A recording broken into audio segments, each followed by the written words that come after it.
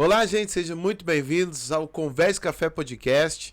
Muito obrigado por você estar aqui assistindo conosco. Já vai compartilhando, já vai convidando os teus amigos. E não esqueça, amanhã já está disponível o episódio no Spotify, tá bom? Vai compartilhando, vai porque hoje o papo tá bacana. Hoje vai ser bacana o papo, como a gente já falou aí para muitas pessoas.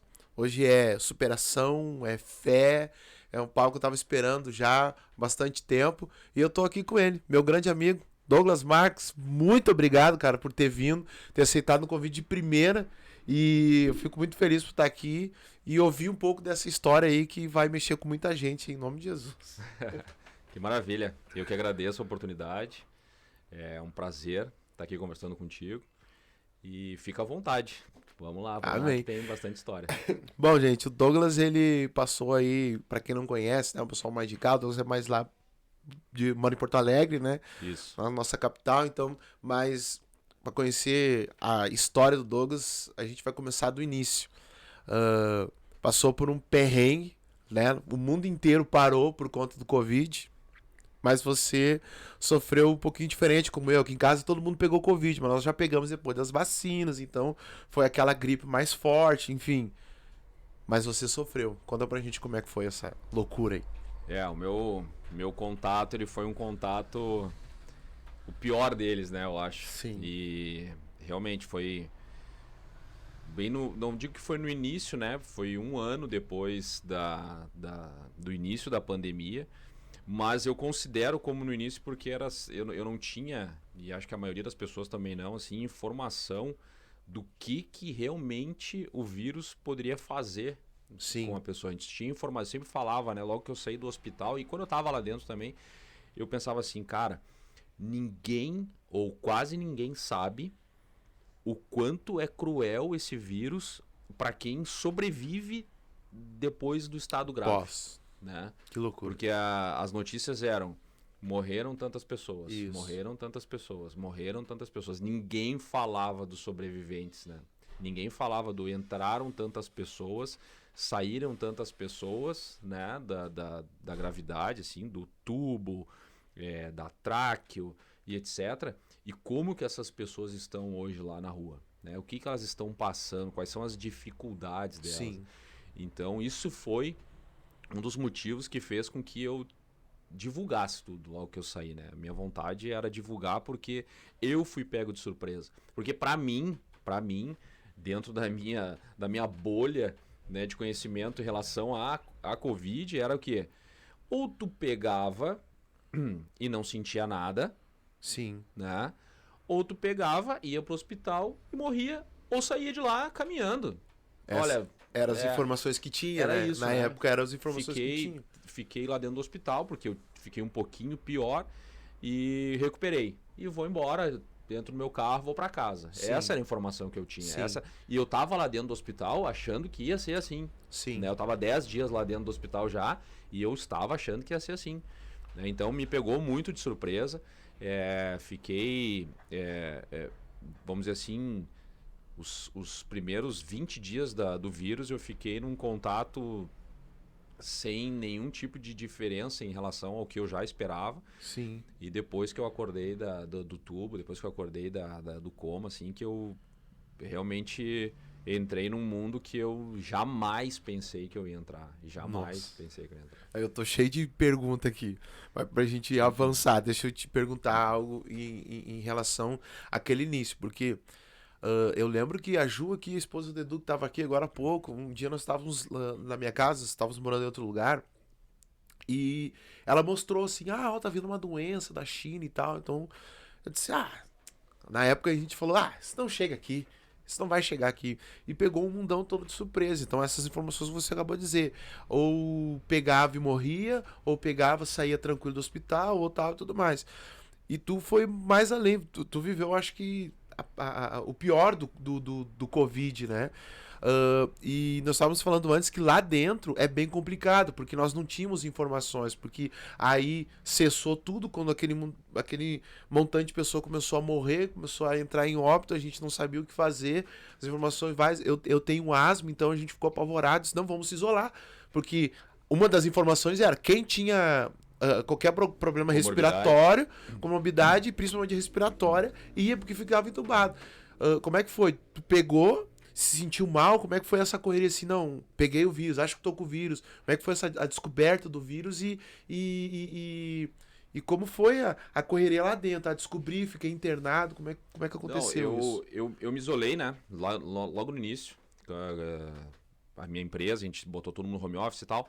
E eu tava me cuidando muito. Isso era fato. E. Tinha alguma comorbidade? Não, nenhuma. Mas era, sei lá, empatia, assim. Ó, Sim. vamos nos cuidar, né? Estão pedindo pra se cuidar, vamos se cuidar. A minha esposa pegou em janeiro de 2021. E ela chegou em casa e sentiu o cheiro das coisas e tal. Pegou, fez um teste positivo. A gente ficou em casa e tal. Eu não peguei, minha filha não pegou, meu filho não pegou. E aí eu ainda brinquei com ela. Falei assim, aí ó, sou muito mais forte que tu, né? Tu pegou, eu não peguei. E aí em março, quando eu peguei, como já tinha acontecido em janeiro, como ela tinha ficado bem, ficou um tempo em casa, ficou bem e tal. Quando eu peguei em março, e eu peguei porque eu tive que sair de casa e ir pro hospital. Eu tive uma crise de pedra nos rins e fui para emergência da PUC, fiquei lá das 10 da manhã às 6 da tarde, no pico da pandemia. Foi o pior momento da pandemia, foi aquele março, né? Tanto que eu segurei em casa a dor, assim, de quase desmaiar de dor. Não sei se já teve crise de pedra nos rins. Não tive, assim, mas conheço quem teve, diz que é É um insuportável. negócio, não tem como. E eu segurei, eu falei, não tem como, eu vou ter que ir pro hospital. E fui. E aí lá eu peguei. Fato. E aí quando eu peguei, eu fui pra casa e ainda brinquei com a minha família, mandei WhatsApp, ó, positivei, tá tudo certo. E aí foi piadinha aqui, piadinha ali entre nós ali, né? Sim. Minha mãe muito preocupada e tal. Eu falei, mas relaxa, não te preocupe e tal. Foi indo. 10 dias em casa, tranquilo, conforme ia chegando perto do 10º dia, eu só tava ficando cada vez mais cansado. Tu não quer fazer nada, tu fica deitado, tu dorme muito, a tua noite é muito ruim. E aí o doutor, né, o médico que tava me atendendo, que ele tava indo lá em casa me atender, ele falou assim, ó, tu só precisa cuidar da tua saturação. Se a tua saturação cair muito, nossa saturação ali é 99 e 100, né, quando a gente bota pra medir. Caiu de 90, foi para 89, 90, 91, vai para o hospital. E foi o que eu fiz. Fiquei 10 dias em casa com aquele aparelhinho indo, meia hora olhando, meia hora olhando. Aí numa certa madrugada minha esposa me acordou e falou assim, ó, bota uma roupa, nós vamos pro hospital. Eu falei, não, porque tá louca? Não vamos pro hospital. Vamos pro hospital, tua saturação tá 77. E eu não tava me sentindo mal. Sim. Eu tava cansado e ela assim, não, vamos. Ela tava muito nervosa. Daí a gente foi pro hospital. Aí realmente, até eu caminhar pro carro assim, eu não, sabe, parece que tu não vai chegar. Tu fica muito debilitado. E aí sim que eu fui pro hospital depois desses 10 dias. Cheguei lá, me internaram. Né, me internaram direto, assim, isso que uma noite antes eu fui também, mas eles não estavam pegando, o hospital estava super lotado. Sim. Eles não estavam pegando saturação acima de 90. Então, assim, ó, tu tinha que chegar lá muito mal. Muito mal. Nossa, imagina a saturação 90. Se tu chegasse um pouquinho mal, eles não te pegavam. Então eu cheguei, fui num dia, não me internaram, no outro dia eu fui, aí me internaram que eu tava realmente, aparentemente, saturação, todos estavam muito mal. Me internaram e ali foi uma avalanche de coisas assim em 2 dias, desde a minha chegada, assim, Sim. vai pro quarto, a gente vai ficar te observando no quarto, olha, a gente vai ter que botar uma máscara mais forte, aí depois já vinha, olha, nós vamos ter que te levar para uma sala amarela, porque tu precisa de mais cuidado, Sim. uma máscara mais potente que o quarto não consegue te dar, de oxigênio. Aí da sala amarela, olha, a gente conseguiu uma vaga na UTI, mas fica tranquilo, porque é só pra gente te cuidar mais de perto. Tudo isso 2 dias. E em 2 dias, assim, eu não parava, sabe? E ao mesmo tempo tu tá muito cansado. Tu tá, tipo assim, ó, tu tá deixando acontecer o que fizerem contigo, tu vai fazer. Eu não tinha conhecimento nenhum de hospital.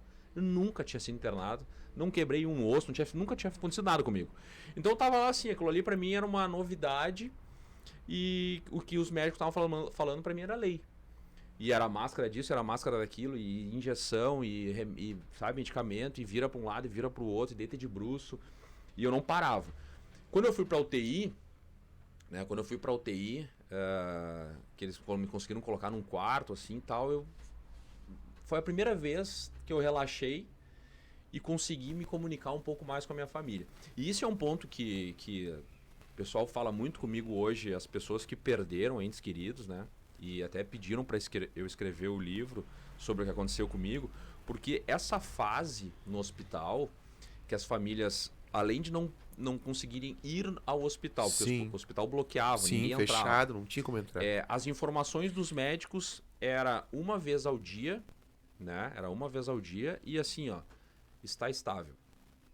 Teve uma piora, Sim. teve uma melhora. E ponto final. Primeiro porque não tinha muito o que falar. Eles não tinham conhecimento de nada. Eles não sabiam o que estava acontecendo. Eles estavam aprendendo com o problema. Segundo, que era muita correria no hospital. Então o médico não tinha muito tempo para falar com vários familiares, né? Sim. Porque eram muita. Então era essa informação. Só que o seguinte, eu saí de lá e contei para minha família o que aconteceu. Muitos não saíram. Exatamente. Muitos morreram. Exato. E os familiares não ficaram com nenhuma informação, né? Então, no meu caso, eu tinha acesso ao meu celular, mas eu não notava isso, né? Eu fui notar depois, e conversando com a minha esposa, conversando com a minha mãe, conversando com o pessoal aqui fora, eu ficava, às vezes, um dia inteiro, 24 horas, sem responder. Então, tu imagina, a tua esposa pergunta, e aí, como é que tu tá? E nada. Nada.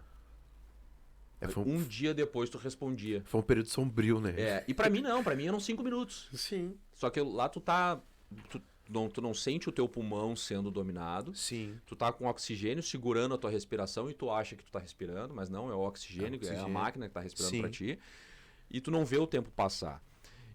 Só que as pessoas morriam e o familiar tinha aquela mensagem lá perguntando como é que ela tava e depois a informação Só do a óbito e informação ponto final. Nossa. Né? Então, o hospital em si, para quem foi internado a Covid antes do tubo e até depois da recuperação, mas principalmente o antes do tubo, ele é um período de solidão e de uma percepção de tempo assim totalmente distorcida.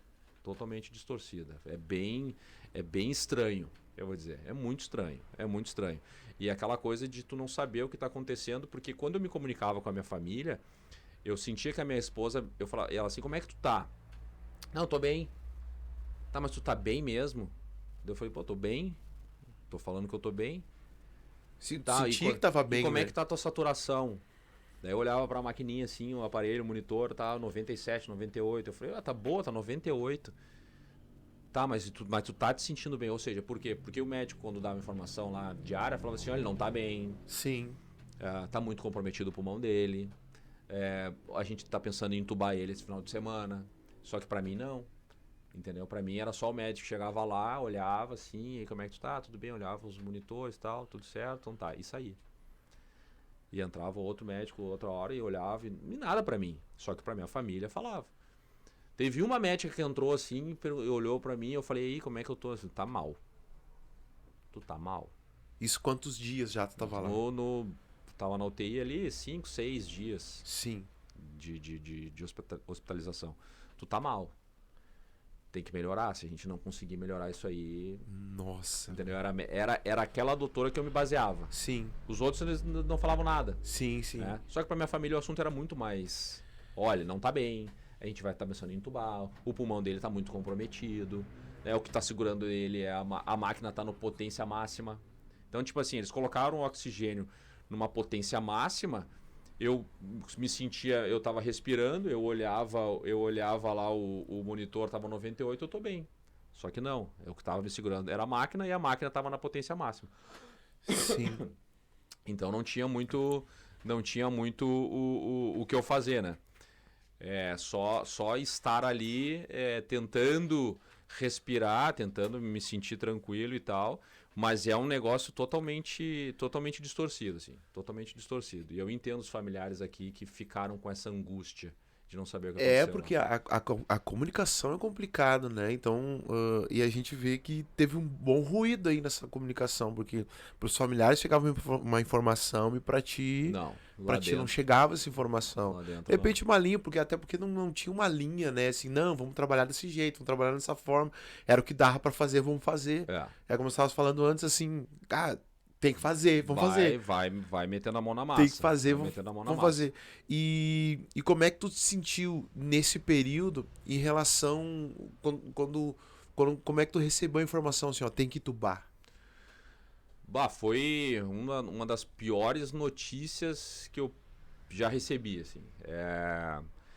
Porque eu tava nessa expectativa. Foi conversar contigo, assim? Sim, sim. Mas eu tava quando me entubaram, um dia antes de me entubar, eu troquei de máscara, assim. Eu saí de uma máscara que era o alto fluxo, que eles chamam, que era muito forte o oxigênio, gelado, assim.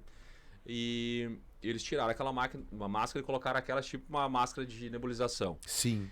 E era uma máscara, teoricamente, mais leve. Aí eles falaram assim, cara, tu melhorou um pouco ali e tal, a gente vai testar essa máscara. Eu falei, bah, agora já era, né? Agora eu vou só melhorar e tô fora do hospital. Tu tava com aquela ânsia de saltar não, fora não logo. aguentava mais, eram 10 dias ali, né? E aí no dia seguinte, eu me lembro, era um domingo, o pessoal entrou no meu quarto, assim, naquela madrugada eu tive que voltar pra máscara de alto fluxo, porque eu não me senti bem e tal, e aí a fisioterapeuta de plantão decidiu voltar pra máscara por segurança. E no outro dia, cedo, chegou um monte, assim, de médico, sabe?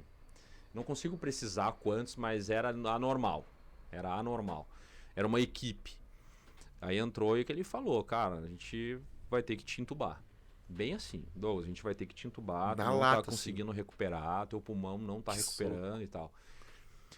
Só que pra mim, graças a Deus, eu não tinha a informação lá dentro de que a cada 10 pessoas entubadas, 8 morriam.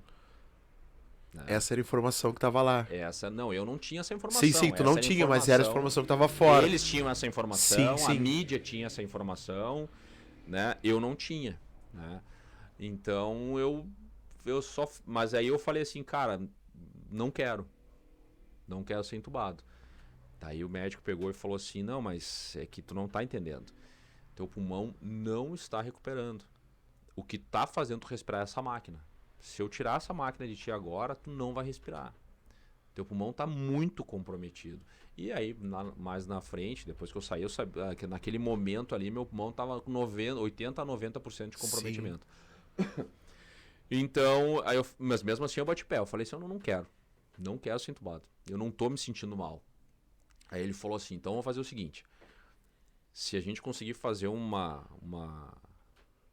te levar na máquina, fazer uma tomo lá e tal, e o teu pulmão tiver melhorado, a gente não te entuba. Aí ele perguntou lá, precisa fazer agora o exame, liga lá, tem que sair agora. Aí a mulher, tem 10 minutos, se chegar em 10 minutos, aí um aparato, tudo, botaram um cilindro de oxigênio, máscara, correria, levaram a maca. Fui fazer a tomo lá, saí, no elevador, o médico falou assim, cara, o cara que faz o exame aqui, ele trabalha aqui há 60 anos. Tipo assim. Sim. E ele falou assim, ó, o que esse guri tá fazendo aqui que ele não tá entubado? Então nós vamos ter que te entubar. E aí, paciência, né? Eu não tinha mais o que eu falar. Sim. Eu já tava também, né, vamos dizer, absorvendo a informação durante todo aquele período ali de fazer. Sim. Aí cheguei lá, quando eu cheguei no quarto já tava todo mundo armado já, todo mundo, sabe, luva, pessoal todo já deitaram minha cama. A fisioterapeuta me deu o celular.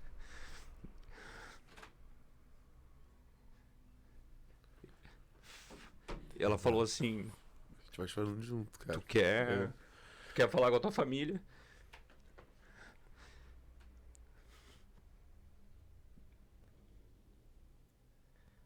Daí eu me lembro que eu peguei o celular, chamei minha esposa e falei, cara, eu vou ser entubado, continuo orando. E aí tentei avisar minha mãe acho que estava na igreja e tal, daí eu falei, avisa a mãe, falei no grupo da família, o pessoal começou, vamos orar, confia em Deus e tal. Eu falei, isso aí, vai ser melhor, só continue orando, coisa que eu falei. E aí minha mãe conseguiu responder assim, ela viu o celular, conseguiu responder. E naquilo ali que eu respondi, falei pro pessoal assim, eu me lembro que eu entreguei o celular pra fisioterapeuta. Ela pegou assim, no que ela pegou assim, eles já deitaram meu encosto e já me sedaram e ali apaguei, né? Ali Ali já. apaguei. Foi muito rápido. Eles estavam com muita pressa. Sim. Estavam com muita pressa. Porque o que ele falou? O doutor falou assim, cara, do nada, tu pode ter uma parada cardíaca. Teu organismo tá trabalhando muito, assim, teu Sim, a coração saturação tá chegando em 100, pra meu segurar a Deus do tua céu. respiração. Então, assim, a gente pode daqui a pouco te dar mais um dia e ter uma parada cardíaca. E a gente vai ficar nesse negócio de, pai, deveria ter entubado, não sei o quê. Então, não tinha muito o que eu fazer, não tinha muito que eles... Eu até entendo eles, assim, eles estavam trabalhando com um inimigo totalmente novo. Sim. Era tentativa e erro, tentativa e erro, tentativa e erro. Teve um doutor, um nefrologista, ele falou, eu não teria te entubado naquele dia. Tanto que quando eu cheguei no outro dia, no plantão, eu perguntei de ti, eles falaram que estava entubado, eu fiquei até meio irritado, assim. Eu acho que dava para esperar mais. Mas não tem como saber. Era para acontecer, era para ter feito e eu julgo que foi feito na hora certa. Exato. Né? Então, não vou ficar, se não tivesse me entubado, eu não teria passado por tudo aquilo, não. Até porque eu sou muito grato por tudo que eu passei, né? Então, foi feito sim na hora certa, mas não foi uma situação fácil, assim. Esse momento, até hoje me emociona, porque foi sem eu saber, sem eu ter noção do que seria aquilo, mas eu sentia que aquilo ali poderia ser uma despedida, sabe? Sim. Poderia ser Acho que essa é a pior sensação. não sei pra onde eu vou, não sei o que vai acontecer, eu sei que eu vou apagar e eu volto uma hora, né? Eu só falei isso, confia, continue orando até daqui a pouco. E aí eu não sabia o que ia vir, né? E esse tempo, que foi quantos dias que tu ficou exatamente? Deu Tu ficou em coma? 30 dias. 30 dias. 30 dias. O total dessa correria deu mais de 50 dias. 53 dias. Desde a minha entrada ao hospital até a minha saída deu 53. Foram 40 dias de UTI. 40 dias de UTI, 30 dias, 30 e poucos dias em coma, assim, entre tubo e traqueostomia, Sim. né? Que eu fiquei apagado. E dentro desse meio tempo que você tava fora, né? Vamos dizer assim, tava fora, as informações que você recebeu depois, como é que ficou a família nesse período aí? Porque não é fácil. Você falando aí já mexe com a gente, porque a gente é tão família aqui, né? A gente ora junto, cara, porque eu não imagino, assim, a gente também tem, teus filhos tem uma chegando, não imagino, assim, algo parecido e eu passar essa situação com minhas filhas, assim, com a minha esposa, eu não consigo nem imaginar. Eu costumo falar que a minha família, né, e com certeza a família de quem passou por isso, tanto de quem faleceu quanto quem sobreviveu, que nem eu, foram os maiores prejudicados durante a internação. Sim. Né? Porque eu estava depois, claro, eu ia sofrer tudo que eu sofri, mas durante o tubo, durante a tráqueo, eu estava sedado. Né? Tava lá com os meus delírios, estava lá com toda a minha viagem, vamos dizer assim, que eu tive, mas eu estava sedado. Mesmo na minha viagem eu estava bem, apesar de todo o meu delírio, eu não estava mal no meu delírio, né? Sim. Agora a minha família estava aqui fora, com zero informação quase, né? E recebendo notícia todo dia na televisão de 2.000 mortos, 2.500 mortos, 3.000 mortos dia, que foi quando eu estava entubado, quando eu estava sedado lá, o Brasil estava perdendo 3.000 pessoas por dia. Sim. Pelo vírus, né? Foi o pico da pandemia.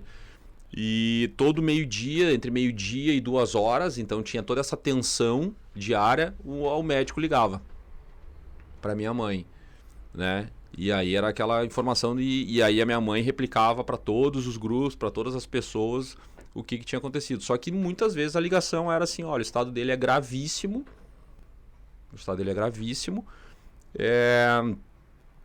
mas a gente está fazendo o possível. E ponto final. E aí tu tinha mais 24 horas sem nenhuma informação, orando e etc. Então, assim, a minha família, a minha rede, assim, família, amigos mais próximos, parou. Eles pararam. A vida parou. Entendeu? Não tinha... A minha esposa não estava indo trabalhar. Meus filhos era tipo, cara, meu filho mais velho tinha que perguntar para minha esposa, muitos dias meu filho mais velho, o Miguel, perguntava para minha esposa se ela tinha comido. Mãe, tu comeu hoje? Sim. Ah, não sei se eu comi.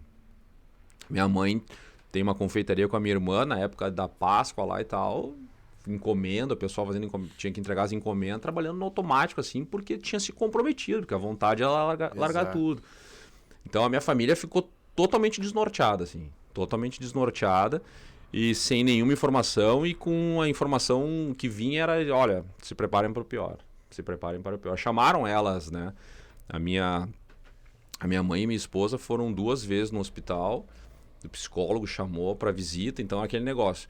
Minha mãe foi 2 vezes, logo que eu fui entubado, minha mãe foi 2 vezes em desespero tentar me ver. Sim. Foi barrado na porta do hospital. Não podendo subir, não podendo entrar, olha, não tem, é protocolo, Covid, ninguém entra. Não, mas eu quero ver chorando. Não tem como. Sim.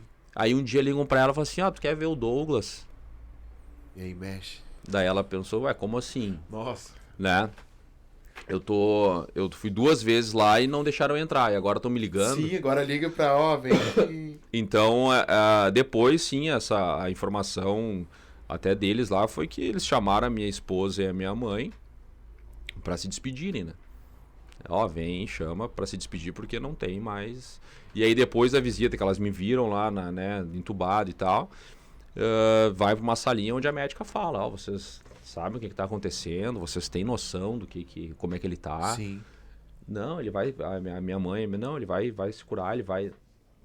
E aí a médica pegar e falar assim, olha, a situação dele é gravíssima. É gravíssima. Não tem, ele não tá respondendo. Não sei o que, entendeu? Então, assim, era isso que elas viveram.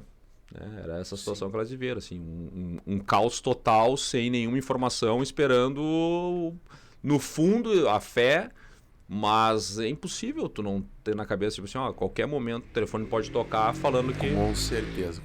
Eu ia ele falar morreu. agora que de toda essa tua fala, desde quando a gente começou o papo agora, falou em várias vezes sobre a oração, né? E é importante para quem tá assistindo, quem vai ouvir depois no Spotify, a importância da oração, né? Porque moveu isso. Eu acredito muito no poder da oração, e ela move, ela faz esses movimentos. Porque imagina, não é fácil. A gente passou aqui em casa por alguns perrengues assim no passado. Eu perdi meu irmão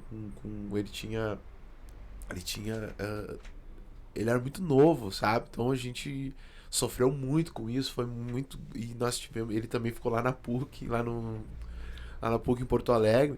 E ele tinha um grau muito elevado de lúpus, assim, virou estatística no Brasil. Nunca um homem tinha aqueles números tão elevados de lúpus e tal. E foi desenganado, assim, umas 4, 5 vezes. A gente teve que sair daqui e ir pra lá. Minha mãe não arredou o pé. Cara, foi uma corrida. E quando você ouve essa notícia, é um soco, assim, cara. Porque vai fazer o que? Não se chamaram. É porque acabou. É porque tá na... E é isso que elas viveram durante os praticamente os 53 dias que eu...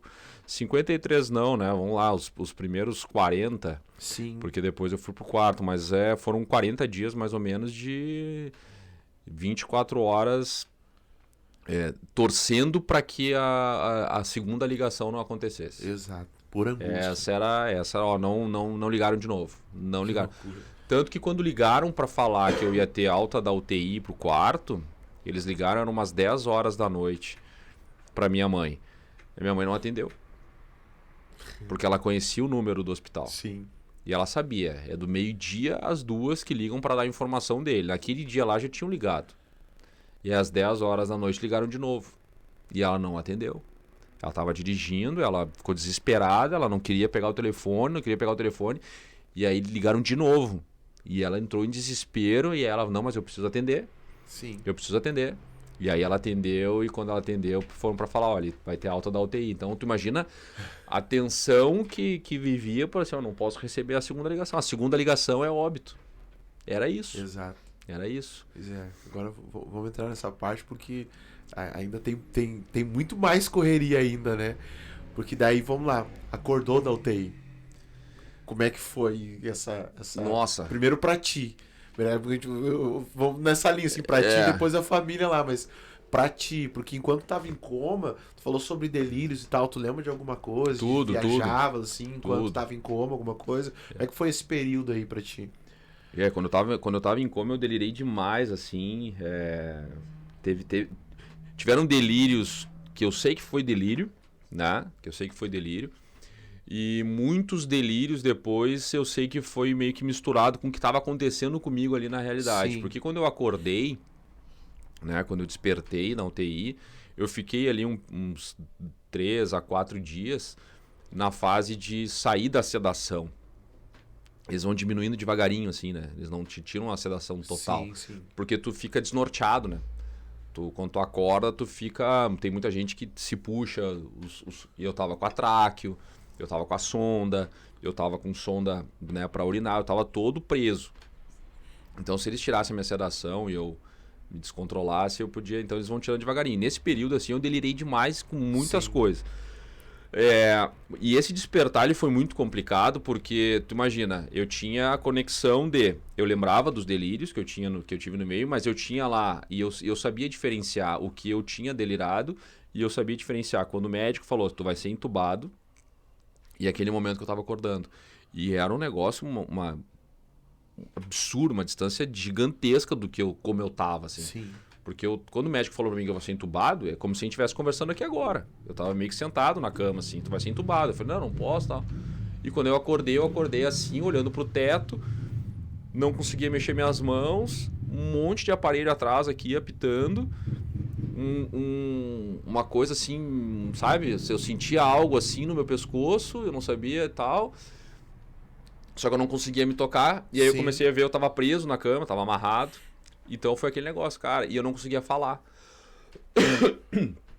Perdão. E aí eu comecei a tentar falar, tentar achar alguém, tentar que alguém me visse, tentar não sei o que, aquela angústia. E as pessoas passavam na frente da minha cama e eu não conseguia falar com ninguém me via. Aí quando eu consegui me comunicar com alguém, as pessoas vieram, olha, acordou, Douglas, e não sei o que, eu não conseguia falar.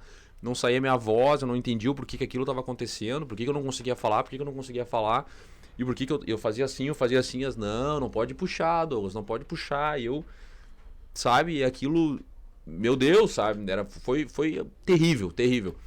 E aí a coisa foi se acalmando, as enfermeiras, as técnicas, começaram a explicar o que tinha acontecido. Sim. Olha, tu tá com uma tráqueo, por isso que tu tá amarrado, a gente não pode soltar tuas mãos até tu saber se tu tá bem, se tu vai, não sei. E eu tentando entender e eu tava com muita sede. Boca, assim, ó, pensa numa sede, multiplica ela por 10, muita sede. Eu acho que é meio normal, assim, né? Depois da pessoa sair, se tu come um trago, eu vejo bastante comentário que a sede é... até porque tu não pode beber água, né? Eles não podem te dar água. E tu tá hidratado, porque tu tá recebendo, só que tu não pode tomar. Isso.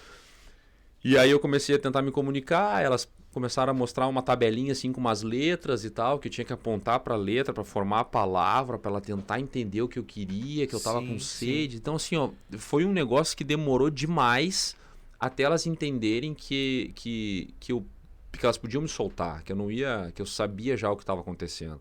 Só que elas se certificaram demais. Olha, a gente vai soltar uma mão, tá? Tu não pode botar a mão em nada, tu não pode puxar nada, tá bom? Eu fazia assim, elas soltaram a mão, assim, elas acompanharam a minha mão até a tráqueo, assim, ó, aqui é a tua tráqueo e tal, tá vendo esse cano aqui, ó, tá indo lá, isso aqui é importante pra ti, se sair isso aqui tu não vai conseguir respirar ainda, que tu desaprendeu a respirar normal, né? Então, tudo foi muito assim, ó, muito devagarinho, muito devagarinho, muito devagarinho. E aquilo ali pra mim, ao mesmo tempo que eu tava feliz que eu tinha acordado, eu não conseguia falar, eu não conseguia perguntar nada, e elas não me falavam nada. Tá, e a minha mãe, e a minha esposa, e meus filhos, quanto tempo eu tô aqui, sabe? Quando que eu vou sair? Ninguém me falava nada, e eu não conseguia perguntar. Então eu fiquei durante alguns dias ali até as conversas avançarem um pouco mais comigo. Sim. Completamente perdido. Parado, deitado, olhando pro teto, sabe? As pessoas vinham ali, mexiam em mim, exame, isso, aquilo, e injeção.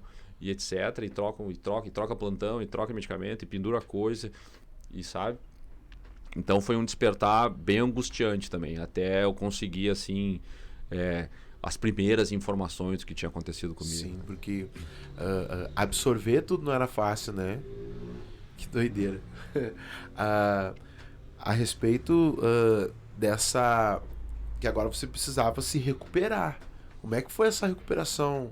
Porque a gente sabe que é bem complicado sair do coma, tirar traco, tirar tudo ali. Mas depois que tirou, já estava legal. Ainda foi uma correria bem grande, né? A recuperação. A recuperação ela se divide entre hospital, né? Recuperação dentro do hospital e recuperação em casa. A recuperação dentro do hospital e aí que eu falo, né? Que eu comecei a querer, de fato, aqui para fora divulgar. A recuperação ela é lenta. Sim. Ela é, de certa forma, assustadora. Né? Porque tu não sabe se tu vai recuperar. Sim. Tu não sabe se tu vai voltar. Existe essa incógnita também dos médicos lá. Tu não sabe como é que tá a tua perna, tu não sabe por que tu não, se tu vai movimentar, tu não sabe se teve alguma coisa que prejudicou na traqueia. Enfim, tudo. Tu não sabe o que aconteceu contigo. Tu tá fazendo fisioterapia, tu tá tomando medicamento, tu tá tomando antibiótico, tu tá tomando um monte de coisa e tu não consegue fazer nada. Tipo, vamos sentar na cama. Aí eles levantam um pouquinho a cama, tu já fica tonto e tu pede pra voltar e tu volta. Tá, amanhã a gente tenta de novo. Não é vamos tentar agora de novo. Não, amanhã a gente tenta de novo. Então assim, ó, tu tá demorando dias pra sentar na cama. E aí tu fica imaginando, tá aí pra caminhar. Um ano. Eu ia perguntar agora como é que era como é que ficava a tua cabeça. Não, assim, noiado, bem louco, assim. Se eu precisava esperar 24 horas pra poder sentar numa cama. Era terrível. E aí tu começava assim, cara, não pode ser aí, tá, vamos fazer fisioterapia, vamos. Daí pega uma garrafinha, né, uma garrafinha de água, assim. Elas botavam uma garrafinha de água na minha mão. Tá, Douglas, faz assim. Daí tu fazia assim e não vai. E aí tu fala assim, cara, eu fazia crossfit, eu não tô conseguindo levantar uma garrafinha. Então tu começa a ficar... E aquilo ali, assim, eu comecei desde a minha entrada no hospital, e o que me ajudou bastante também na minha recuperação foi que, cara, parte de Deus, assim. Eu falei assim, cara, não. Isso aqui tá acontecendo comigo por algum motivo. Né? Não é por acaso.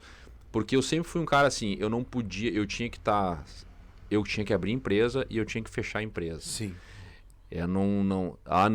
Não, primeira empresa. Não posso. Não, aquilo eu não posso. Não, isso. Tenho que fazer a reunião amanhã. Domingo, todos os domingos na minha casa, 5 horas, entre 5 e 6 horas, eu abri o notebook na mesa de jantar e organizava a reunião de segunda-feira.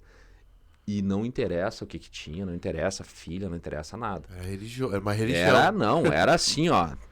E aí, do nada... E eu achava que aí, não, cara, eu não posso, eu não tenho tempo, eu tenho que fazer isso. Aí do nada eu tomei um soco.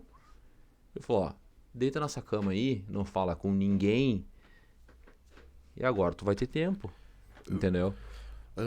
Antes, quando eu estava conversando ali na sala, você falou que já tinha tido alguma experiência com Deus e tal, tinha ido à igreja, mas até chegar essa correria, você não era assíduo, era tranquilão, assim, tem lá fé, ir na igreja é legal e tal. Como é que foi esse período do teu relacionamento com Deus, assim, bem particular, nesse período, assim, nessa correria de Covid, porque não tinha pra onde tu correr. Né? E graças a Deus tu tinha um caminho, né? Porque tava lá a família orando, já teve um contato com a igreja evangélica e tal, tudo mais. Como é que foi esse teu relacionamento assim? Eu acho que é um propósito de Deus, só pode ser.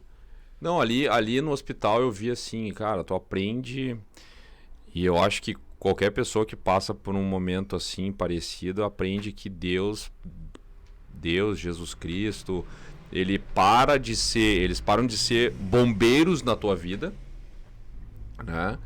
E se tornam teus... como é que eu vou expressar assim? É que nem é hoje. É como se eu tivesse entrado no carro e no meu lado direito tá sentado eles ali. Eles estão ali. É o companheiro. Ele é teu amigo. O companheiro do tempo todo. Entendeu? Eu quero falar com ele, tá aqui. Então eu tô falando com ele. Ele não tá lá. né? E antes do hospital ele era isso. Ele não tá aqui.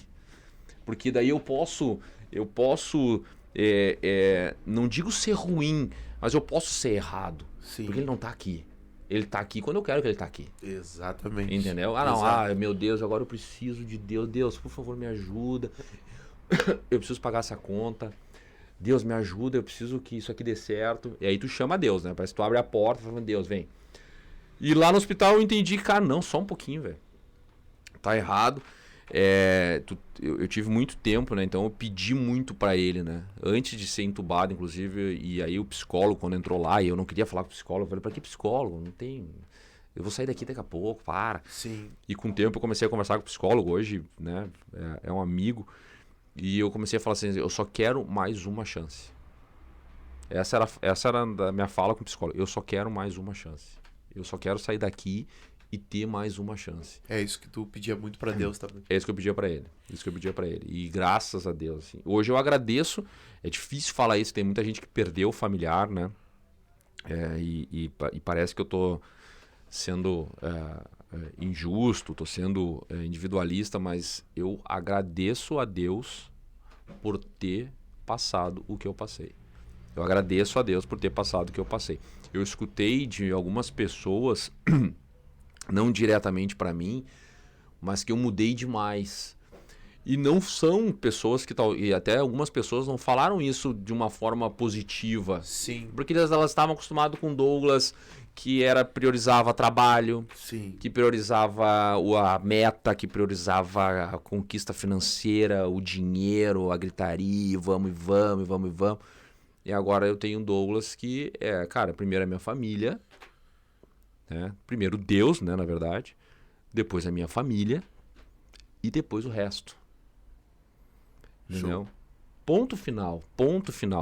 Se hoje perguntarem para mim, Douglas, se tu precisa te mudar para Santa Catarina e tu vai ver a tua família só de 15 em 15 dias e tu vai ganhar o dobro do que tu ganha. Não, eu ganho metade do que eu ganho, mas fico com a minha família.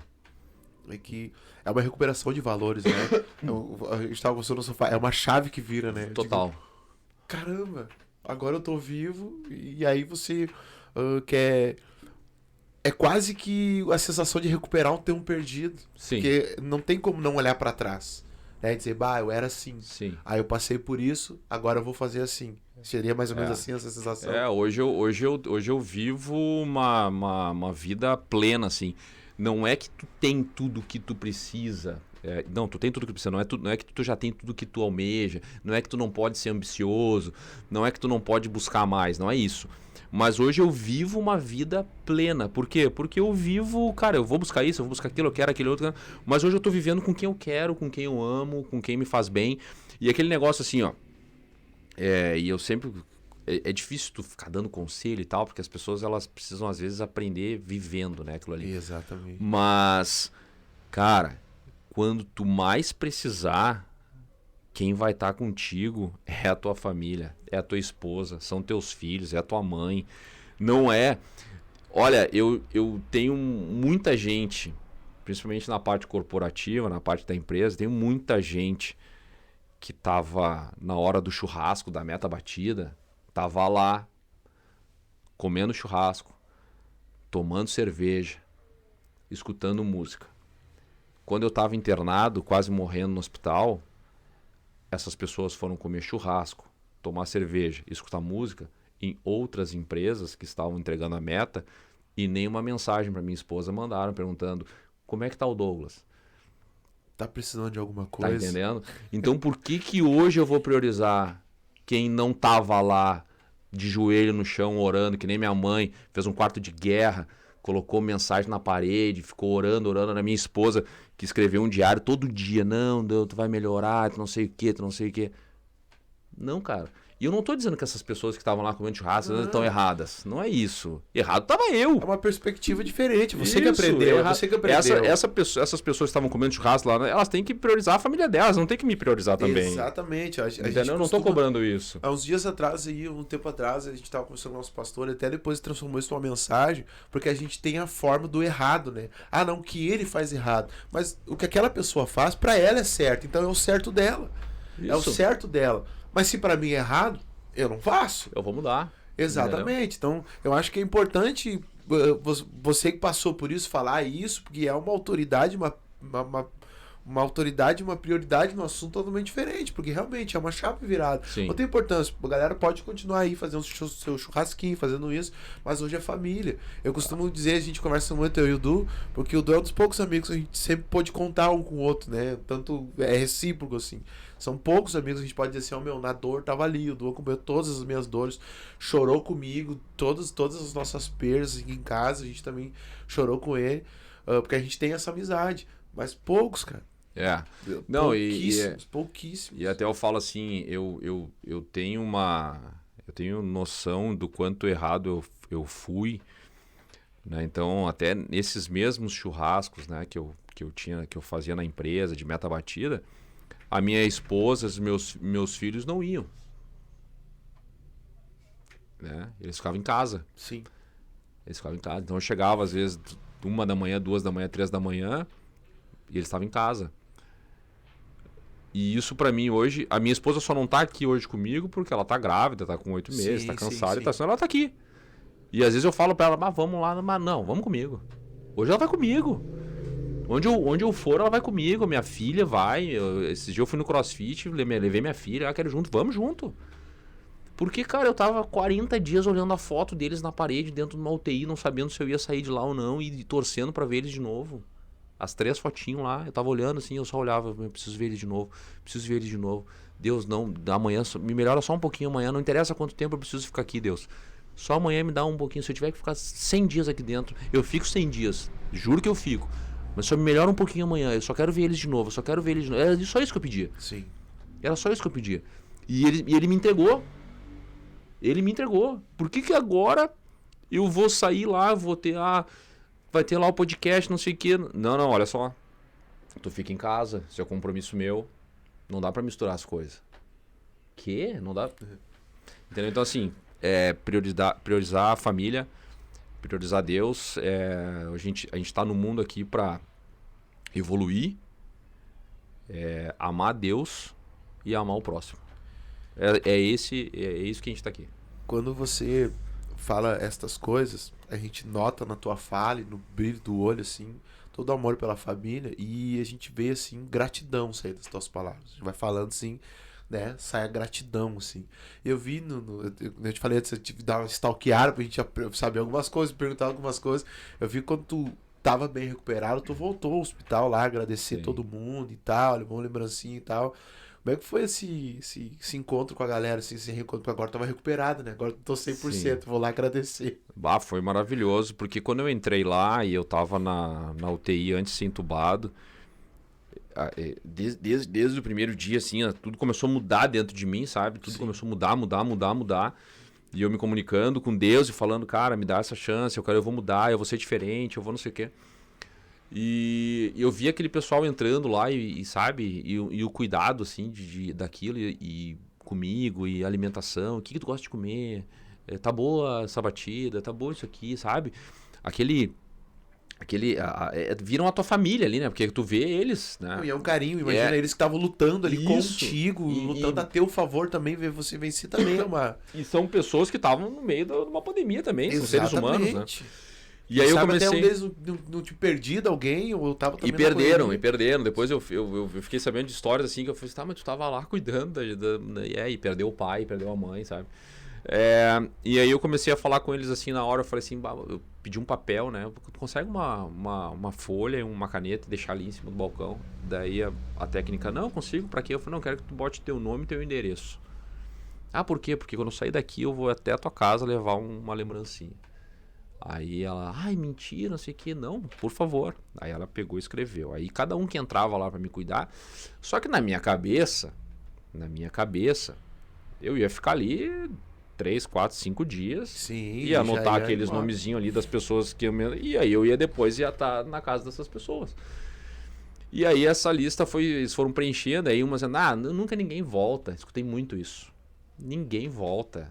Eu vou botar meu nome aqui, mas ninguém volta. E vocês saem daqui, vocês não querem nem voltar. Eu falei, escreve aí que eu vou voltar. E aí foram escrevendo. Já tinha virado a chave, já tava pisando em outro lugar já. E daí, só que essa lista se perdeu, porque, claro, né, aconteceu tudo o que aconteceu ali, fui entubado, me mudaram de... Aí eu fui para 3 ou 4 leitos diferentes, eles iam botando minhas roupas, e aquela lista, até quando eu cheguei em casa, eu perguntei, não tem uma lista, não veio uma lista junto. Ninguém sabia da lista, ninguém achou a lista, e sei lá, daqui a pouco até a técnica, assim, né, você tá entubado, daqui a pouco tá morrendo. Sim. Da notícia lá que eu ia morrer, todo mundo falava lá dentro que eu ia morrer. Os técnicos hoje que eu tenho contato, os enfermeiros, falam, não, cara, tu era um cara que era questão de horas pra morrer. E aí essa lista se perdeu, e aí eu fiquei com aquilo, né. E aí minha mãe tem uma confeitaria com a minha irmã, e eu falei, cara, olha só, preciso voltar lá, não sei quem são as pessoas, os nomes, né? Conheci muitos, assim, Sim. Conversei e tal. Mas eu preciso faz uma quantidade significativa aí que eu vou voltar lá e vou entregar. Vou no carão, assim, entrar na UTI e vou levar, entendeu? E aí eu falei com o psicólogo falou com... Aí fizeram todo um evento lá, chamaram o pessoal pra gravar, etc. Sim. E levei. Cara, aquilo ali é maravilhoso porque tu vê, assim, as pessoas se emocionaram, as pessoas não acreditaram que eu tava indo. Me chamaram várias vezes pra ir lá conversar. Por quê? Porque é difícil esse obrigado, entendeu? E porque as pessoas às vezes pensam assim, não, mas eles estão lá, fizeram a obrigação deles. Não. Não era. Eles estavam ali sofrendo, eles estavam ali em luto, eles estavam ali aprendendo, né? E as coisas que eles fazem, a coisa que um técnico faz, eu não sei, eu pelo menos não tinha esse conhecimento, mas as coisas que um técnico, que um enfermeiro, que um fisioterapeuta, uma fisioterapeuta fazem dentro do hospital com um paciente, cara, são coisas assim, eles deveriam receber 3, 4, 5 vezes mais do que eles recebem, porque assim, ó, é uma carga de trabalho absurda. Tu vê pessoas ali que tu amanhã não vê mais, que ela morreu. Sim. Né? Tu te apega à pessoa, tu conversa com a pessoa, depois ela morreu, e tu tem que cuidar. Fora a responsabilidade, né? Do medicamento, de fazer certinho, é uma vida etc. na tua mão, né? Então, assim, eu fiz pouco. Eu deveria eu deveria ter feito muito mais, assim. E se possível, farei. Olha, agora, se você comentou a respeito do livro, o livro muitas pessoas, tu disse que tu comentou que muitas pessoas pediram para escrever e tal, porque não tinha essas informações lá dentro, tal. Como é que tá esse andamento do livro, como é que foi a ideia, vou escrever, vou parar, teve um conflito, não vou escrever, porque eu vi que você se importa muito com as pessoas que também não perderam, né, perderam seus entes e tal, enfim, como é que foi esse conflito aí para escrever o livro, já tá quase saindo, né? O livro foi de uma demanda realmente dos seguidores, assim, eu saí do hospital, eu tinha pensado em fazer um vídeo só, né, tipo um documentáriozinho contando o que tinha acontecido lá. Mas quando eu comecei a receber muitos seguidores, entrar muitos seguidores no meu Instagram, as pessoas falando comigo e tal, e eu recebi essa demanda, tu tinha que escrever um livro, tu tinha que contar o que aconteceu lá dentro. Minha mãe morreu, meu pai morreu, meu irmão morreu, minha irmã morreu, não sei o que aconteceu. Ela ficou um tempo sem responder o WhatsApp, o que acontecia? Daí eu respondia para ela, não, fica tranquila, era isso. Eu não sei se ela sofreu, não sei se ele sofreu, e etc, no tubo, como é que é quando tá entubado. E aí eu comecei, e aí muita demanda de pessoas pedindo, eu falei, não, vou escrever. E aí o livro eu escrevi assim, 100%, na íntegra. Ali eu detalho cada coisinha que aconteceu comigo, e eu faço uma viagem no livro, durante todo o livro, entre o que eu estava passando lá dentro e o que estava acontecendo aqui fora. E aí o que estava acontecendo aqui fora eu me baseava por tudo que eu conversei com a minha família, pelo diário que a minha esposa escreveu. Sim. E pelo prontuário médico. Né? Eu peguei lá no hospital o prontuário, todos os dias do que aconteceu comigo, e ia linkando com o que estava acontecendo comigo lá dentro, na minha percepção. Então o livro é nessa viagem toda, entre lá dentro e aqui fora, né? Até para que as famílias, né? Porque é tudo muito parecido. O percurso, ele é claro que alguns se interromperam, Sim. Né? Então, o percurso é esse, morreu. Aqui morreu. E os familiares querem saber como é que talvez tenha sido, ter uma ideia um pouco melhor do que aquele familiar passou até o dia do falecimento e etc. Sim. E o livro vai ajudar bastante. Glória a Deus, cara. Eu tô louco pra saber. Depois, agora a gente tem contato, quando tiver, a gente vai ajudar a fazer tudo. Divulgar, vamos comprar, vamos correr atrás. Show, que maravilha. Douglas, pós-Covid, pós essa correria aí, tu trabalha com várias coisas aí também, né? Sempre priorizando Deus e família, mas tu também hoje ajuda muita gente, né? A gente tava conversando, vi no teu Instagram, tu corre atrás mesmo, ajuda muitas pessoas. Como é que foi essa correria, essa virada de chave aí também? Disse, não, agora, sei lá, se foi alguma coisa tipo, Deus fez por mim, agora eu vou fazer por alguns também. É que, na verdade, quando tu te conecta... Na verdade, quando tu te conecta, não, né? Quando tu acorda para Deus, né? Porque tu tá conectado tá sempre. Tu que tá tentando olhar mais o mundo, acaba... Mas Deus existe em ti, né? Ele nunca se desconectou, né? Exato. Mas tu começa a ler a Bíblia, tu começa a ver que tu precisa ser o que ele decidiu, né? Que tu é a imagem e semelhança. E tu precisa fazer o que ele fazia. Tu precisa fazer o que Jesus Cristo fazia aqui. E, cara, amar o próximo como a ti mesmo. Tanto que é a frase que a gente usa na nossa camiseta do projeto. Tem que estender a mão. Tem que estender a mão, tem que ajudar. Eu era um cara que nem eu sempre falo, eu não era um cara ruim. Mas eu não olhava pro lado. Não olhava pro lado. Entendeu? Tu tá numa sinaleira, né, num carro, e tu pensa assim, essa pessoa tá pedindo dinheiro aqui, é drogado. É isso. Para usar droga.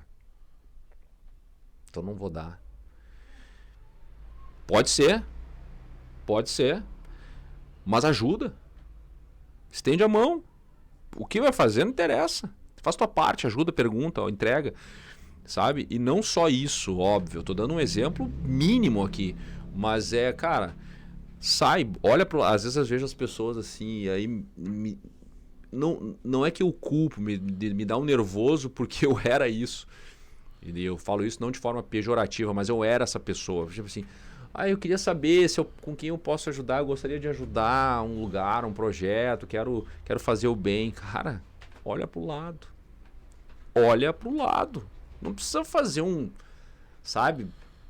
evento não, cara, olha pro lado, pergunta ali, desce sai na tua casa, caminha até a esquina, vai ter uma pessoa com uma carroça e perguntando latino, vai ser, cara, olha só, onde é que tu mora, quem é que tá lá, o que precisa, teu filho tá na escola, precisa de material, precisa de cesta básica, roupa, para ir um tênis para ir pra escola, só isso, que é muito para essa família. Exato. Essa família é muito. Então, assim, às vezes a gente quer atingir uma... E não estou dizendo que não, eu tenho pretensões grandes com o projeto, mas eu vi que a gente pode... Se todo mundo fizer um pouco, completa todo mundo. Ajuda todo mundo. E entendeu? As pessoas não têm noção que é pouco mesmo, né? É pouco. É pouquinho mesmo. Pouco. Às vezes tu pensa assim, não, é uma cesta básica só, é R$64, tu compra uma cesta básica hoje, né? Que é o que a gente conseguiu lá. Sim. R$64 consegue uma cesta básica. Mas é só uma cesta básica. Não, só uma cesta básica na tua casa, seria só uma cesta básica, tu tá muito mal acostumado. Uma cesta básica para uma família, se ela vai durar 15 dias, 30 dias, 20 dias, 10 dias, mas se tu não der aquela cesta básica, não é nem 10 dias que ela vai ter. Exato. Não, mas a cesta básica não vai suprir, e daí tu não vai dar. Tá entendendo? Então, dá a cesta básica, supre os 10 dias, os 15, os 20, e depois a gente vê. Mas dá, faz a doação. Mas eu não tenho R$64, mas tu não tem 10. E se a outra tiver 10? E se a outra tiver 10? E se 7 pessoas tiverem 10, a gente tem 70. Vai ter uma cesta básica. Então, cara, é muito simples, é muito fácil de ajudar. Por isso que eu me refiro a isso. É pouco mesmo. É pouco? É pouco. Eu vejo que você às vezes faz uma campanha ali, bota o Pix. Gente, pega ali. Se é R$1, dá R$1. Às vezes é só o que falta pra conseguir alcançar alguma coisa, né? Porque quando a gente fala pouco, é pouco mesmo. Esses dias eu pensei assim, eu tenho hoje uma média de 15 mil seguidores lá no Instagram. Daí eu pensei, cara, se esses 15 mil seguidores fizesse a doação de R$1 todos os meses pro meu projeto, eu ia ajudar muita gente. R$1. Olha só, é R$1. É R$1, entendeu? E claro, tem pessoas que doam para outras entidades. Não estou dizendo que todo mundo tem que doar para todo mundo e cada um tem seus compromissos. Mas se hoje a pessoa tem dúvida se doa ou se não doa, eu convido a fazer uma experiência. Pega um dia, compra um saco de sanduíche de pão fatiado, queijo, presunto ou queijo e mortadela. Não precisa nem fazer café. Faz o sanduíche com um saco só. Põe no carro. Vai demorar 10 minutos. Ou menos. Sai na rua e entrega pro morador de rua. E escuta o que ele vai te falar. Tu nunca mais para. Exatamente. Tu nunca mais para. Exatamente. O problema é que as pessoas não querem viver a experiência. Não sei. A gente tava conversando ontem, eu sou meio revoltado com algumas coisas, porque é tão normal, cara. Eu acho que. Porque a gente conhece muita gente. E tem gente que não gosta de ajudar as pessoas. Mas sabe assim, ó, eu tenho uma analogia que assim, que era mais ou menos o que eu vivia. Tu tem dois caminhos para seguir. Tu tem o caminho onde tu vai sempre falar assim, ó, um dia eu vou mudar. Tu fica falando, um dia eu vou mudar. Então, só que e aí eu mudar, eu digo esse negócio de Deus, de fé, de família, de ir pro lado certo. Tu fica querendo, não, eu sei que todo mundo que segue pro lado errado sente que tá indo pro lado errado. Sim. Não existe, tu sente. Só que daí tu fica cavando um buraco, dizendo que um dia eu vou mudar. Não, um dia eu vou, tá, eu sei que eu tô errado, mas um dia eu vou. Só que enquanto tu não tá fazendo, tu tá cavando um buraco. Quando tu decidir mudar, tu tá fundo já. Vai ser muito difícil. E tu tem o outro caminho, que tu vai começar a construir a tua escada no mini buraquinho que tu tá, fazendo as tuas coisas, dizendo, eu estou mudando. Tu não precisa mudar. Não, agora eu sou... Não sei que não é simples. Tem muita gente que tem dificuldade financeira e isso toma muito tempo, toma a cabeça da pessoa, às vezes tu não consegue. Mas, cara, muda devagarinho. Só que tu muda a escada, vai saindo daquele buraco. Não cava ele mais. Decide ir mudando devagarinho. Sim. Simples assim. Eu tive uma facilidade que foi ter quase morrido. Para mim foi muito fácil. Por isso que eu agradeço. Né? Eu sou um privilegiado. Para mim foi muito fácil. Eu bati de cara no muro a 200 km por hora. Então uma barbada para mim mudar. Né? Talvez se estivesse conversando com o Douglas antes da pandemia sem pegar Covid, eu ia estar te falando, eu preciso trabalhar. Não tá. Quanto é que eu tenho que dar pro projeto aí? Eu não tem como ir. Eu te dou um pix aí, mas eu preciso aqui agora fazer minha reunião. Eu tenho que motivar a galera para vender, para eu ganhar dinheiro. E aí porque se eu não ganhar dinheiro, eu não vou conseguir te ajudar. Exato. Entendeu? Talvez eu ia te respondendo isso. Então, pra mim é uma barbada. Mas se aconteceu comigo, eu preciso falar. Cara, hoje eu sou muito mais realizado entregando um sanduíche e um café na rua do que vendendo um plano empresarial que é com que eu trabalho. Sim. Simples assim. É a chave que vira, né? Tem muita gente que vai achar um absurdo. Mas é que tá o tudo prazer, bem. tá tudo bem. É porque quando eu acredito que eu luto pelo mesmo ideal, que é família e tudo mais. Nada de política, nada disso. É família mesmo, é lutar pela tua família. Porque o meu maior prazer, eu costumo falar assim, a gente conversa muito. O meu maior prazer, cara, é quando a gente tá de noite em casa aqui. Sabe, a gente sai de um culto, ou quando a gente tá em casa, tá todo mundo assim, tá aí, a gente tem os lugarzinhos aqui, tá eu, minha esposa do lado, olha minhas filhas ali junto. A gente pode tá no celular, tá ali, mas a gente tá desfrutando de momento, tá junto. Eu sempre digo, às vezes a gente conversa e eu choro pra elas, eu choro assim, digo, olha, o que eu tenho mais de precioso é vocês, eu posso perder casa, posso perder tudo. Perder tudo, eu só não posso perder Deus e vocês. Porque é a base. É a base. E aí, nesse comentário eu te pergunto, tinha uma pergunta aqui pra mim te fazer, que era assim, como é que era o Douglas antes e depois. Você já respondeu tudo isso. Mas eu queria saber do relacionamento da família em geral, a mãe, né? Toda a família, assim, como é que tá o relacionamento antes Covid e pós-Covid, pós essa vitória? Porque você também foi um elo de organização, vamos dizer assim, da família inteira, né? Sim. Eu sempre fui assim presente da maneira que eu achava que eu deveria ser, né? O antes, assim, eu nunca deixei, sempre assumi minha família, meus filhos e tal.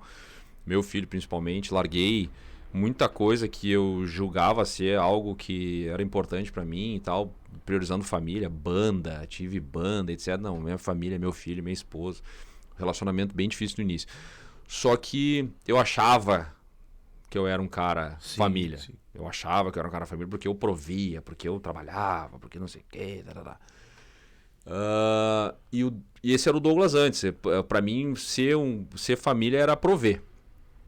E hoje não. Hoje ser família é eu, cara, priorizar atitude de priorizar. Não, eu estou com, que nem tu falou. Eu tô com a minha família, eu tô com eles aqui. Então hoje o meu relacionamento com a minha esposa, eu posso falar assim, não tô falando que era zero, mas é para vocês entenderem a diferença de 0 a 100. Era 0, hoje é 100. Simples assim. Sim. Simples assim. Né? Minha mãe, sempre tive um ótimo relacionamento. A minha mãe é minha melhor amiga, vamos dizer assim, né? Hoje tem minha esposa, que é minha companheira. Minha esposa eu e ela somos uma única pessoa, então eu considero como minha melhor amiga minha mãe. Porque minha esposa, ela se integrou assim comigo, né? Mas eu vejo que a minha maior diferença hoje foi dentro da minha casa, que é onde eu morava. Sim. Né? Às vezes eu me relacionava mais com a minha mãe do que com a minha esposa. Sim. Isso é sempre um problema, né? Não tá entendendo? Porque, tipo, cara, não. Hoje eu vivo. Cara, hoje eu moro num apartamento, eu tenho 2 filhos, tá vindo a terceira, minha esposa, uma cadela, um cachorro e um gato. E meu apartamento ele não é grande. Nunca que eu ia ter um cachorro, um husky, daquele tamanho dentro do apartamento, antes do Covid. Hoje ele tá lá, às vezes a gente se incomoda e faz xixi ali, faz xixi, mas às vezes mijou ali, mijou aqui, daí eu tenho aquele momento assim, Aí eu olho assim, eu penso assim, cara, tá entendendo? Eu tava deitado num leito de UTI com uma traque na garganta, uma sonda no nariz, uma sonda para urinar, não conseguia caminhar, olhando 3 fotos, torcendo, pedindo para Deus para me dar mais um dia, para eu sair de volta. Limpa o xixi, velho, vamos fazer festa. Não tô dizendo que a pessoa não tem um momento de resbalo assim no dia. Claro, não virou santo, né? Não, tu tem a fúria, tu tem um pouco, não sei o quê, mas, cara, logo volta e fala assim, ó, obrigado, cara. Obrigado. Então hoje, assim, o elo familiar, cara, hoje eu já dava vida pela minha família, hoje a minha família é minha vida. Sim. Essa é a diferença. Para de dar a vida. Seja a tua vida. Participe, né? Fica ali. Exatamente. Sim. Porque é bacana, assim, você voltou e entrou em outra casa, né? Total. Minha família é totalmente diferente, sim. Totalmente diferente. Hoje a minha rotina é diferente, minha família é diferente, a minha prioridade é diferente, as músicas que eu escuto é diferente. Você parou de escutar, eu vi sertanejo ali, gosto de sertanejo, escuto sertanejo, rock, tive banda de rock e tal, mas hoje quando eu vou limpar a casa no domingo é um louvor. Sim. Fernandinho, vou no show dele agora, vai ter aí. Vai estar aqui. Então... eu botei só pra gente dar uma desvirtuada, assim. Não, mas cara, que ele nem me pertence mais. Eu acho assim, ó, tu vai escutar um sertanejo, cara, escuta, sem problema nenhum. Eu não tô dizendo a pessoa, não, meu Deus, filtra. Exatamente. Filtra. Pode curtir, pode sentar com o pessoal que tá falando sobre alguma coisa que tu não concorda, tudo bem, filtra. Tu não acredita, tu não aceita, tu não é o que tu quer, não vai... Não, filho, sabe? Mas eu tô assim hoje. Hoje eu tô 24 horas, e é impressionante como isso muda na cabeça da gente. 24 horas eu tenho Deus comigo, cara. E não é assim porque eu tenho ele, porque eu falo que eu tenho, não, porque eu sinto, porque eu penso, porque eu falo com ele 24 horas. Amém. É 24 horas. E eu não faço força. Ele tá aqui porque virou a chave. Ele me tirou daquilo ali. E é notável, ele fez aquilo ali assim, ele respondeu às orações da minha mãe, da minha esposa, da minha família. E ele me tirou lá de dentro, porque o médico falou pra minha mãe e pra minha esposa: não tem chance, ele tá morrendo, é muito difícil. E aí, num dia eu simplesmente acordei e tive uma melhora absurda. Quem faz isso? Eu tenho muitos versículos, assim, que eu amo demais, assim, que são os que regem a minha vida, assim. Mas Lucas 1,37 é o principal deles. Haveria algo impossível para Deus? Não tem. Não tem impossível. Não tem. Não tem impossível. Acho muito bacana como você fala isso, porque eu não sei se você tem essa noção, mas você é um inspirador hoje. Né? Hoje você inspira pessoas, você é uma pessoa que é um grande instrumento de Deus, porque você já tem uma voz bem ativa ali nas redes sociais e tudo mais. E eu ainda acho que você vai fazer coisas bem maiores ainda, assim, porque Deus não te tirou dali não somente pra estar na correria com a família, não, mas ele te ensinou algo e a partir disso você vai ensinar muitas pessoas. Pode confiar nisso, porque Amém. Eu não acredito num Deus que faz um milagre e deixa a gente de lado. Não, eu acredito num Deus que, não, peraí, esse cara, eu quero alguma coisa com esse cara. Isso é uma coisa que eu quando eu oro, quando eu leio a Bíblia e tal, eu sempre falo assim, quando eu falo com ele, eu falo assim, me usa. Me usa. E quando eu falo isso, né, eu não tenho esse cuidado de filtrar, né, de colocar um asterisco para ele. Me usa, mas só se for, né, mas cuida, mas não. Me usa. E eu gosto muito de falar com ele assim, se eu estiver fazendo algo que não tá me colocando na direção do que tu quer que eu faça aqui, me tira dali. Me tira. Não interessa a dor que supostamente eu vou sentir. Me tira. Me coloca no... Sabe? Tu me tirou de lá. Me coloca. Porque, cara, não existe outro sentido na vida a não ser isso. Ele tem que te guiar. Esses dias eu estava estudando de algo que eu vou ministrar ainda na nossa igreja, porque a gente fala muito em vontade de Deus e muitas vezes a gente tem essas orações limitadas, assim, Deus, eu quero muito isso, faz isso por mim, faz isso por mim. Mas Jesus, no Getsemane, ele ensina isso de uma maneira muito prática, diz, Senhor, se for possível, afasta esse caso. Ou seja, a minha vontade é essa. Eu não quero passar o que eu preciso passar. Mas acima de tudo que seja feita a tua vontade. Então tem que ficar claro para as pessoas que vivem ou que querem entrar nessa vivência com Deus e tudo mais, que Paulo escreve, né? E ele diz assim, não vivo mais eu, quem vive em mim agora é Cristo. Então a nossa vida pertence a Ele. Eu adorei conversar com você, porque a gente vê que realmente quem rege a tua vida é Jesus mesmo, é Ele que te leva, é Ele que te faz, porque essas convicções às vezes a gente consegue ver quando é da boca para fora ou não, ou quando é coisa de você não é, e não é pelo que tu sofreu, é pelo que tu tá vivendo hoje. Sim, é pelo que tu entendeu que precisa viver hoje. Não adianta tu pedir, né? E que nem eu digo, desde o que aconteceu comigo e tal, tu tem aquela decisão de reclamar. Por que aconteceu comigo? Por que foi? Por que eu passei por isso? Por que isso? Por que aquilo? Sim.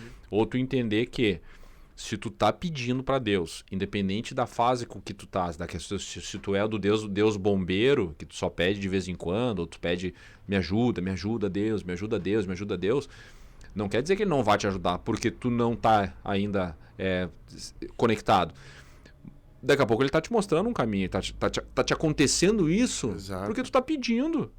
E tu tá reclamando. Exato. Tipo assim, não, Deus, por que tu tá fazendo? Por que não tá dando certo isso aqui, Deus? Mas eu tô te pedindo. Sim, mas não tá dando certo isso aqui.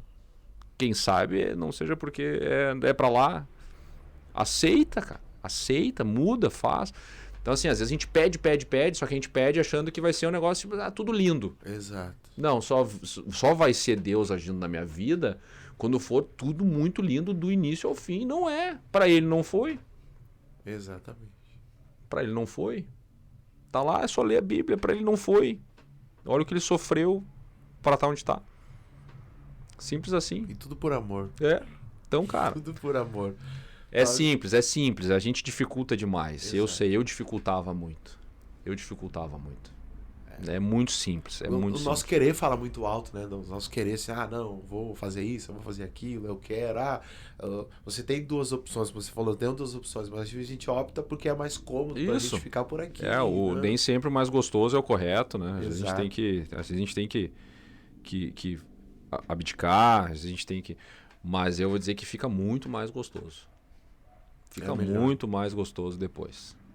Com Nossa. certeza. Gente, a gente vai se encaminhar pro final, porque eu vou deixar pra uma próxima, né? Vou vir de novo aqui, né? Tem mais coisa, porque assim, ó, vai lançar o livro, né? A gente tá aqui nos bastidores, aqui, vai lançar o livro, então vai vir depois contar, a gente vai combinar mais uma próxima vez. Pra mim foi uma experiência muito incrível, assim, porque eu vi que você já tinha participado de outros podcasts e tal, mas eu não vou olhar nada. Não vou olhar nada porque eu quero sentir, eu quero ouvir, quero viver essa história. E pra mim foi um prazer, assim, chorar contigo porque a gente preza pela mesma luta, família e tudo mais. E, cara, se é pra deixar um conselho pra essa galera aí que tá nos assistindo, vai ouvir depois, por favor, a hora é agora. Bom, primeiramente quero agradecer de novo. Vida longa ao podcast. Glória a Deus. Tá? Parabéns, parabéns. E, cara, o conselho que eu dou é Deus, em primeiro lugar, família e às vezes a gente busca tanta coisa ao mesmo tempo e acaba esquecendo do principal. Faz primeiro o principal, que todas essas outras coisas que tu está buscando, ela vai acontecer. Hoje eu sou muito mais feliz, hoje eu sou muito mais realizado e as coisas elas aconteceram muito mais rápido na minha vida em um ano do que 37 anos que eu estava correndo. Simplesmente porque eu coloquei na posição certa as coisas certas. Sim. Tá? Então Deus, família e o resto. Simples assim. No momento que tu organizar isso na tua vida, as coisas elas vão acontecer. Elas vão acontecer. Então é Deus, família e o resto. E a saúde, cuida sempre, porque quando tu perder ela, aí não tem mais, né, o que fazer. Então prioridade na saúde, cuida bem da saúde, cuida bem da família, cuida bem da tua esposa, do teu marido, e sempre com Deus no meio, porque aí não é nem que vai ser difícil, não vai dar errado. Não vai dar errado. Glória a Deus. Gente, segue o conselho que o homem venceu aí a morte com a ajuda de Jesus, graças a Deus, graças a Deus. Graças a Deus, hoje pode estar contando. Talvez você que está assistindo ou ouvindo, você perdeu alguém e sei lá, tá meio cabisbaixo, sem fé. Então, o conselho geral de toda essa conversa é Deus. Ele é real, ele existe. Busque Deus, busque a Deus. Se você não conseguir, se der vontade, você pode chamar a gente aí nas nossas redes sociais, que a gente conversa, a gente discipula você, a gente ajuda você, a gente ora com você, chora com você, porque as pessoas precisam de Deus. E a gente, graças a Deus, tem a gente aí que pode dar, pode entregar e pode dar um caminho. O caminho é Ele. Ele é o caminho, a verdade e a vida. Então segue Ele. Gente, muito obrigado por ter acompanhado até aqui. Continua compartilhando. Obrigado mesmo. Eu tô meio sem palavras porque foi uma história que me chocou muito, me impressionou bastante, me comoveu muito e espero que tenham ganhado um amigo agora pra gente continuar conversando. Com tá, certeza. Gente? Deus abençoe e até a próxima. Valeu. Valeu.